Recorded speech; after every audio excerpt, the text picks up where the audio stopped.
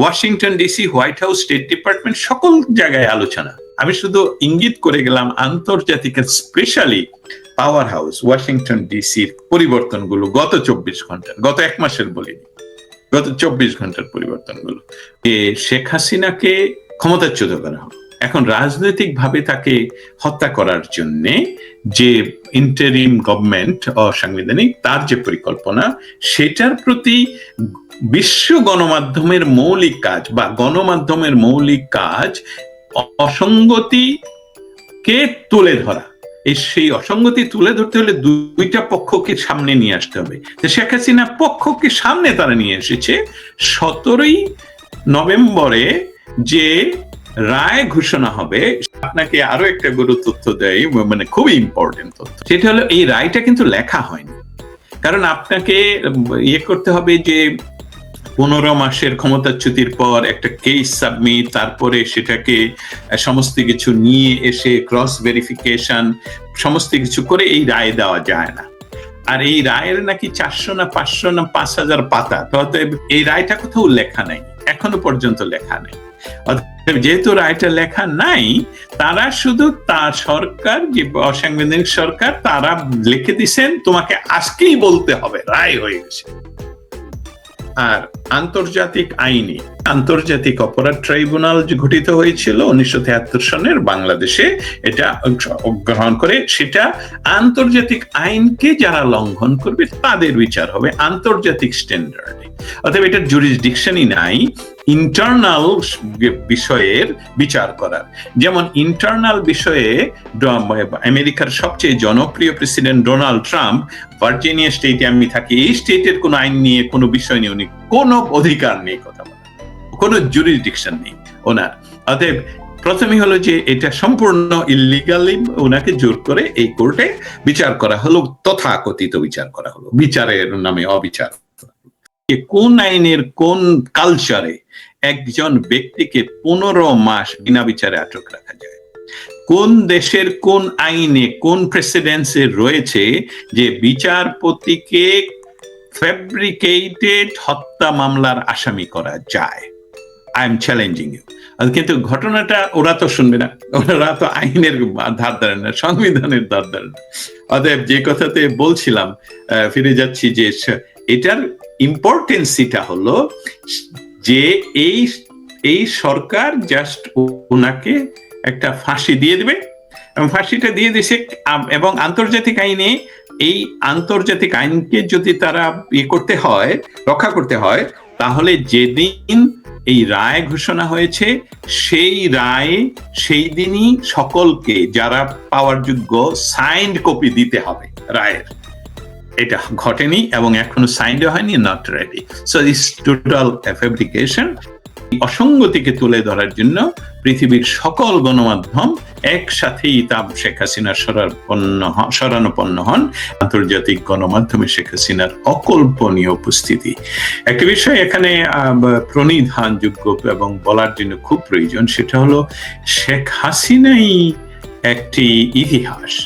কারণ মার্গারেট থেচারের পর সমসাময়িক ইতিহাসে শেখ হাসিনার যে ব্যক্তিত্ব, শেখ হাসিনার যে রাজনৈতিক কারিশমা, শেখ হাসিনার যে রাজনৈতিক ম্যাজিক, দেশ পরিচালনার সুনিপুণ যে কারিগর, সেই সমস্ত কিছুই আয়রন লেডি মার্গারেট থেচারের পর আমরা এই এলিমেন্টগুলো দেখতে পেলাম বা পাচ্ছি। হলো শেখ হাসিনা, যিনি বাংলাদেশের সাংবিধানিক প্রধানমন্ত্রী হিসাবেও আমরা আইনের সাথে বা আইন শাস্ত্র নিয়ে যারা কথা বলি, তারা এটা বলতে পারি যে বাংলাদেশের সংবিধান অনুসারে এখনো শেখ হাসিনাই বাংলাদেশের প্রধানমন্ত্রী। এর সাথে তুলনা করা যাবে না অন্যান্য রাষ্ট্রগুলোর, যারা যেখান থেকে এই ধরনের কোন ধরনের পরিকল্পিত অপরিকল্পিত ভাবে রেজিম চেঞ্জের ফলে যারা দেশ ছেড়েছেন বা ক্ষমতাচ্যুত হয়েছেন, তারা আসলে ইতিহাসের আস্থা করে নিক্ষিপ্ত হয়ে যান ইতিমধ্যেই। আমি উদাহরণস্বরূপ বলতে পারি, রিসেন্ট আপনি জানেন সিরিয়ার প্রেসিডেন্টের কোনো সংবাদ মাধ্যমে ওনাকে নিয়ে আর কোনো আলাপ হচ্ছে না। কিন্তু যেহেতু বাংলাদেশে একটি সংবিধান বিদ্যমান রয়েছে এবং বাংলাদেশের বর্তমান সম্পূর্ণ বলবো যে ওনারা শব্দগুলো ব্যবহার করছেন, আমরা করছি না, আমরা শুধু ওনাদের ব্যবহৃত শব্দ রিসাইকেল করছি, আবার ব্যবহার করছি। সেটা হলো যে মেটিকুলাসলি রিপিট করছি।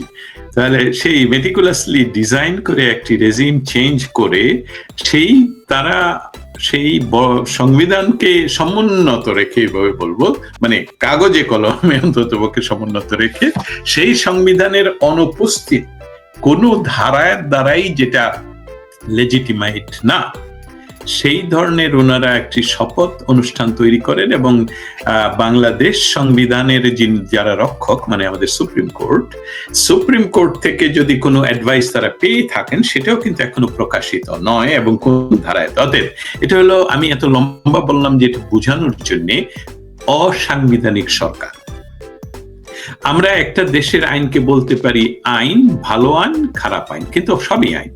যদি কোনো দেশে আপনি আইন থাকে যে আপনার রেড লাইটে দ্রুত যেতে হবে, এটা ব্যাড হতে পারে, কিন্তু এটা সেই দেশের আইন, আপনি সেই দেশের। অতএব আমাদের দেশে এই মুহূর্তে একটা ব্যাড সরকার, একটা নট লেজিট সরকার, ইলিজিট সরকার এবং অসাংবিধানিক সরকার। সেই সরকার জোর করে ক্ষমতায় 15 মাস ধরে বসে আছেন, যদিও ধরে নিলাম যে কোনো একটি পোরশন অফ পিপল, বাংলাদেশের কোন একটা পোরশন অফ পিপল সেই সরকারের, যে সরকারকে মেটিকুলাসলি ডিজাইন করে ক্ষমতা সরিয়ে দেওয়া হলো, তার যে প্রধানমন্ত্রী, তাকে তারা ক্ষমতায় চাচ্ছে না। যেহেতু সংবিধান সম্মতভাবে উনি এখনো বর্তমান প্রধানমন্ত্রী, সেটারই বহিঃপ্রকাশ এই অকল্পনীয় উপস্থিতি শেখ হাসিনার বিশ্ব গণমাধ্যমে। আপনি যে নামগুলো বলেন, আমি শুধু একটি গণমাধ্যমের নামই বলবো, যারা আমরা যদি বণিকদের ভাষা ব্যবহার করি, ব্যবসায়ীদের ভাষা ব্যবহার করি, তাহলে রয়টার্স হলো আমাদের তথ্যের হোলসেল সরবরাহকারী। সারা পৃথিবীর সমস্ত গণমাধ্যমের তারা হোলসেল সংবাদ, সেটা শুরুই হয়েছে রয়টার্স দিয়ে। সো রয়টার্স থেকে তারা সকলে সংগ্রহ করে এটা রিপ্রিন্ট করতে পারতেন, তার জন্য হয়তো বা রয়টার্সকে কোনো একটা ফি তাদের দিতে হয়। আমার যেমন রয়টার্স পড়তে গেলে একটু টাকা দিতে হয়। তারপর তো আপনি একটা লম্বা লিস্ট দেখেছেন এবং দুঃখজনক ভাবে একজন আমার কলিগ, আমি সকল সাংবাদিককেই আমার কলিগ মনে করি, ছোট বড়, কিন্তু একজন কলিগ খুব নিজকে জাহির করার জন্য বলেছিলেন, আমি জেলে গেলেও শেখ হাসিনার ইন্টারভিউ নিতে চাই। What story! আপনাকে শেখ হাসিনা তো নদীর জলে ভেসে আসেনি যে আপনি আপনার মতন সাংবাদিককে তো ওনার প্রথম ইন্টারভিউ দিয়ে দেবো। এনি ইন্টারভিউ দিতে হবে। শেখ হাসিনার ইন্টারভিউ নেওয়ার জন্য হোলসেলার সংবাদ মাধ্যমগুলি বসে আছে, বিশ্বের গণমাধ্যমের যারা টপ, তারা বসে আছে। অতএব অকল্পনীয় উপস্থিতিটা আমি একটু বিরোধিতা করি, কিন্তু সেন্টেন্সের খাতিরে, আপনার হেডলাইনের খাতিরে অকল্পনীয়, হ্যাঁ, সুপারলেটিভ অবশ্যই। কিন্তু শেখ হাসিনা ওইখানে অকল্পনীয়, যেখানে মার্গারেট থেচারের চেয়েও বড় আয়রন লেডি হিসাবে ওনাকে বিশ্ব সম্মান করে। বাংলাদেশ আওয়ামী লীগের কখনোই ইতিহাসের কখনোই তারা বাংলাদেশের জনগণের 33% নিচে ভোট পায়নি। অতএব 18 কোটির 33% বলেন, 17 কোটির বলেন, ইটস এ হিউজ নাম্বার। একটি বিষয় আমাদেরকে একেবারেই ক্লিয়ার করতে হবে, সেটা কি? শেখ হাসিনাকে ক্ষমতাচ্যুত করা হয় এবং সেই ক্ষমতাচ্যুতির পর বিশ্ব গণমাধ্যম, আমি বলবো আমার মতন সংবাদ কর্মীও অপেক্ষা করছিলাম কয়েকদিন যে আসলে কি ঘটছে, আমাদের তো জানতে হবে। আমার নিজস্ব, পৃথিবীর কেউ আমরা নিরপেক্ষ নই, আমাদের মত আছে, আমাদের দল আছে, আমাদের মতামত আছে। বাংলাদেশে আমি 71-এর পক্ষে, বাংলাদেশে আমি জয় বাংলার পক্ষে, এ বিষয়ে আমি একদম টোটাল ক্লিয়ার। এতে যদি কেউ আমাকে নিরপেক্ষ না ভাবে, আমার মনে হয় আপনি নিরপেক্ষ নন, যিনি না ভাবেন, কারণ আমি নিরপেক্ষ, আমি বাংলাদেশের পক্ষে, আমার অন্য কোনো পক্ষ নেই। অতএব সেইভাবে আমি বলতে চাই যে বাংলাদেশের পট পরিবর্তনের পর আমরাও ধারণা করছিলাম আসলে কি ভিতরে কি ঘটছে, এটার পরবর্তীতে কি হবে। অতএব বিশ্ব গণমাধ্যম তারা আমাদের চেয়ে আরো সুনিপুণ ভাবে সেটা অপেক্ষা করছিল এবং কন্টিনিউয়াসলি তাদের, আমি ব্যক্তিগতভাবে জানি সুইস সাংবাদিক নাম বলতে পারি, জার্মান সাংবাদিক, সিঙ্গাপুর সাংবাদিক, আমেরিকান সাংবাদিক, American institute of Republican institute সহ বহু এই 14 মাসে বাংলাদেশে ঘন ঘন গিয়েছেন, ঘন ঘন যাতায়াত এখনো করছেন অবস্থানটা বোঝার জন্য, ক্লিয়ার করার জন্য।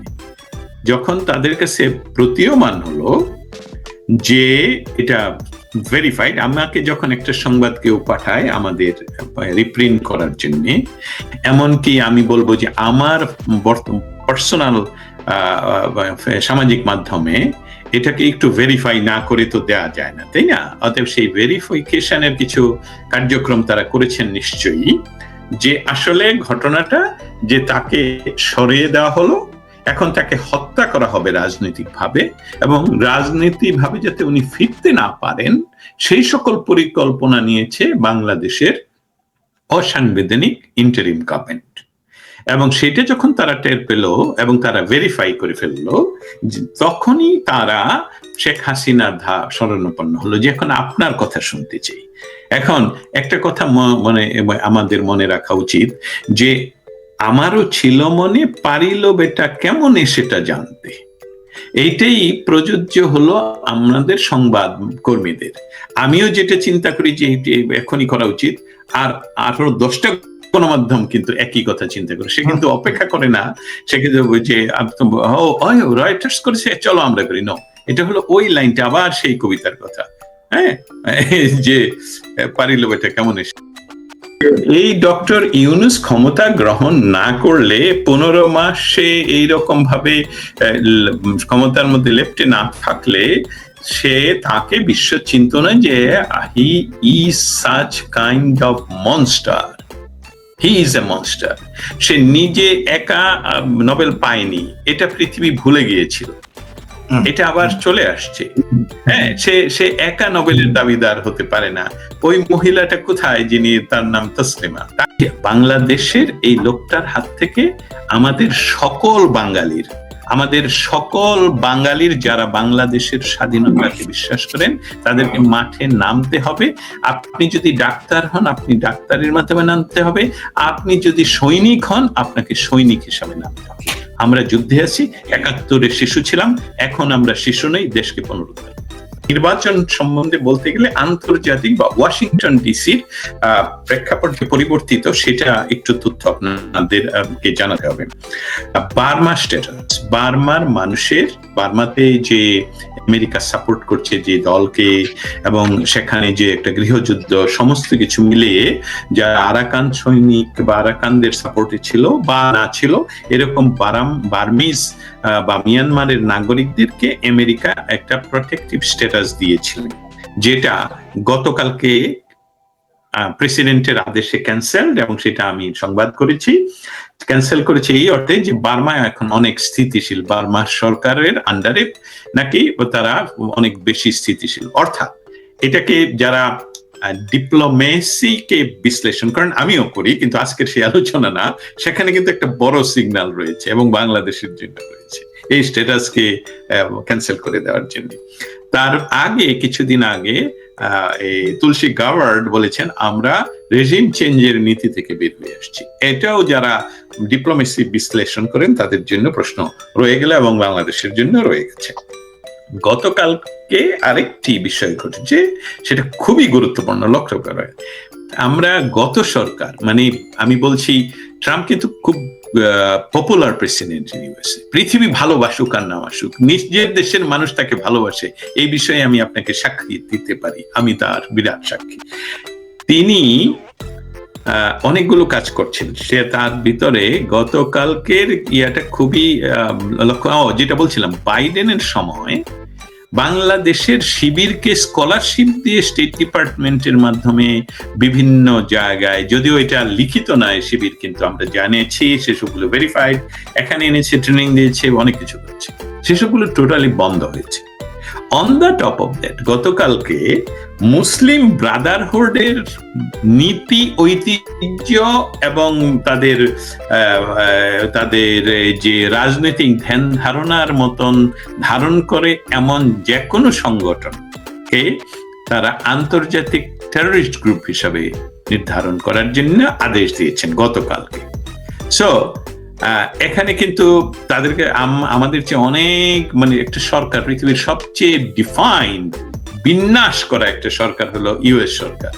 সেখানে আপনি আর আমি কি করছি সেটা যেরকম তাদের রিপোর্টে তারা আনার জন্য খুবই সক্ষম, সেরকম এই ধরনের বাংলাদেশের যে বর্তমান যে ফ্যাব্রিক, রাজনৈতিক ক্ষমতার যে ফ্যাব্রিক, সেখানে যে ইসলামী দলগুলো তাদের সাথে মুসলিম ব্রাদারহুডের কি সম্পর্ক, অর্থনৈতিক লেনদেন, আনান, এসবগুলোর উপর অতএব বিরাট ইনফরমেশন। অতএব নির্বাচন না দিয়ে যতদিন থাকা যায় ততদিন তারা ক্ষমতায়। নির্বাচন যতক্ষণই আপনি দিবেন, যদি নির্বাচন, আপনি আপনার প্রশ্নই বলেছেন, নির্বাচন যদি হয় নির্বাচনের নামে আর তারা তাদের মতন তাদেরকে ডিক্লেয়ার করেন, তাহলে এটা কতদিন টিকতে পারবে সেটা আন্তর্জাতিক পরিস্থিতি বলছে যে বেশি দিন টিকবে না, তাসের ঘরের মতন ভেঙে পড়বে খুব দ্রুত। এবং সেটা হবে, আমি বলবো যে আওয়ামী লীগের জন্য খুবই একটা ইম্পর্টেন্ট পয়েন্ট, টার্নিং মোমেন্ট। কারণ তখনই আওয়ামী লীগ হলো রাজপথের কর্মসূচি ঘোষণা করে এই সকল কারণেই। আচ্ছা, নির্বাচন যদি হয় নির্বাচনের মতন, অর্থাৎ সকল দলের অংশগ্রহণ এবং আওয়ামী লীগের অংশগ্রহণ, তাহলে আমার মনে হচ্ছে যে আওয়ামী লীগ ভার্সেস সারা বাংলাদেশের অন্যান্য রাজনৈতিক দল নির্বাচন, সেখানে দেখা যাবে বাংলাদেশ আওয়ামী লীগ নির্দ্বিধায় ক্ষমতায় আরোহণ করবে। অতএব নির্বাচন হবে কি হবে না প্রশ্নটা চলুন আরো একটা দিনের জন্য, আরো কয়েকদিনের জন্য অপেক্ষা করি, আমরা দেখি নির্বাচনের তফসিল ঘোষণা হয় কিনা।